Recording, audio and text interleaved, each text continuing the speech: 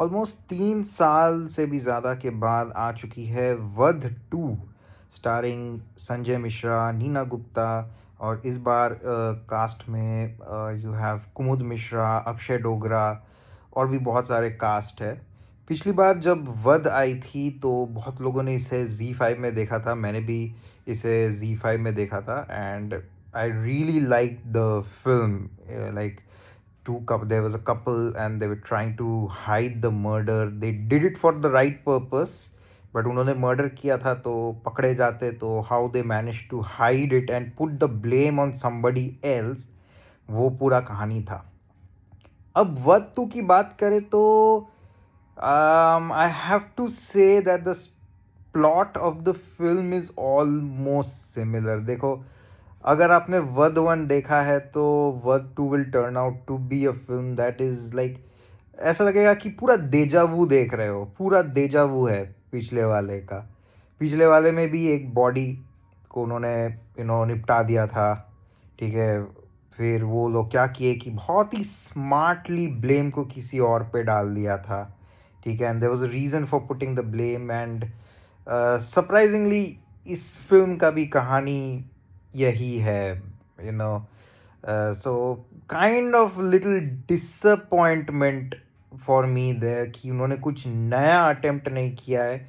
देखो, film is quite interesting, although I have to say कि वध 1 और वध 2 में कोई कनेक्शन नहीं है, सिर्फ characters of Neena Gupta and Sanjay Mishra को उन्होंने उठा के इसमें डाल दिया है। सरप्राइजिंगली संजय मिश्रा का जो कैरेक्टर है, उनका जो एक बैक स्टोरी है, छोटा सा बैक स्टोरी है जो एक छोटा सा सीक्वेंस में एक्सप्लेन किया है, वो भी ऑलमोस्ट वध 1 जैसा ही है, but the setting here is completely different.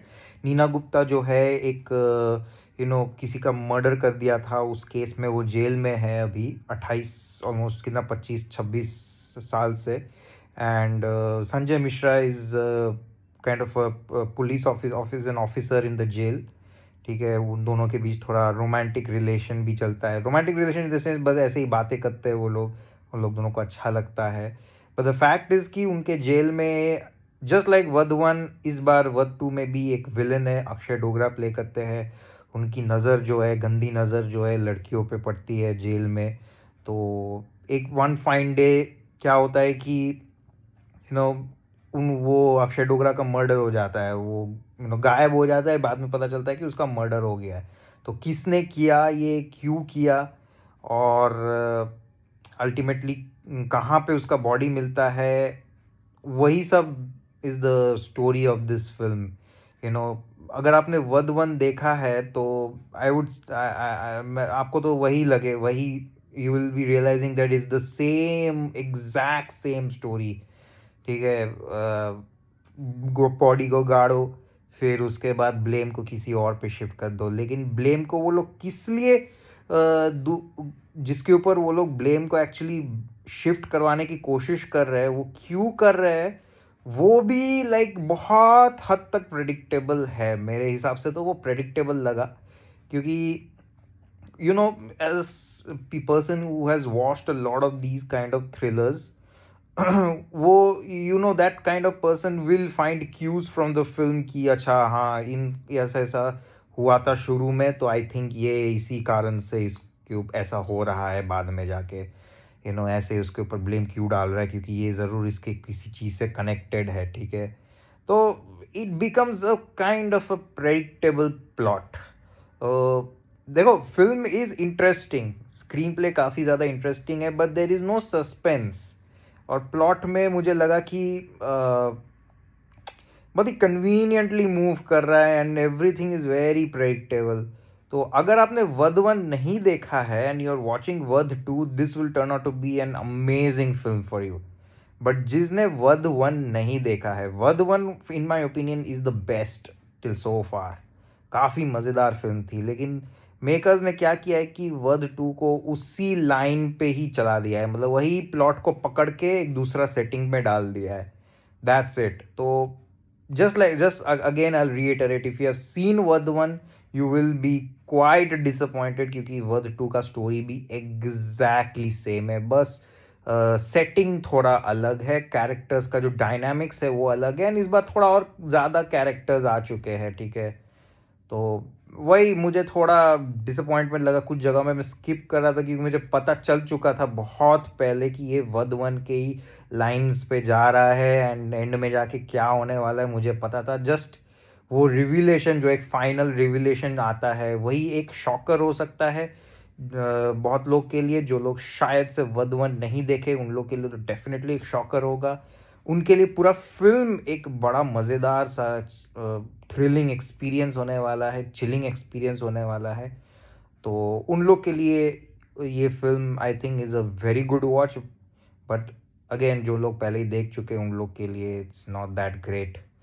It's like just a reiteration of the first film. Performances are amazing, although I felt कि नीना गुप्ता और इस बार संजय मिश्रा का रोल्स थोड़ा सा for some reason थोड़ा सा कम है इस बार। I mean they are not there in the screen for quite some time। ठीक है, एक पुलिस ऑफिसर रहता है, ठीक है, वो इन्वेस्टिगेटिंग ऑफिसर रहते हैं, उनका थोड़ा ज़्यादा स्क्रीन स्पेस रहता है, ठीक है। ठीक है, तो yeah, that is it about the review. I would give it a 2.5 star from my end क्योंकि it was a quite a disappointment from the plot side. हाँ, एक chilling experience है, वो मैं बताना नहीं चाहता हूँ। It is quite a shameful for एक women एक woman पुलिस ऑफिसर का एक एंगल है। आप जो वो एक जेल में वो कुछ करती है, ठीक है, वो सेकेंड हाफ में जाके आपको पता चलेगा कि क्या करती है वो सुन के आपको मतलब आपका खून खौल उठेगा, मतलब it's that shameful of an act that she does and it questions कि आप किसको चुनोगे कि किसी दूसरी लड़की को या अपनी बेटी को। तो ऐसा एक क्वेश्चन आ जाता है बीच में, वो बोलती है कि मैं तो अपनी बेटी को ही चुनूंगा ना, और इसलिए मैंने वो दूसरी लड़की को कुछ करने भेज दिया। But that is very shameful. वो सीन आता है, it's quite shameful and hard hitting and really chilling to hear. ठीक है, but yeah what to you can watch in when it comes on OTT. I don't think ये theatre में, मैं तो गया था थिएटर में इसे देखने, थिएटर में देखने लायक नहीं रहा मेरे लिए। एक्सपीरियंस वाज इंटरेस्टिंग था, but then again disappointed with the plot. 2.5 stars।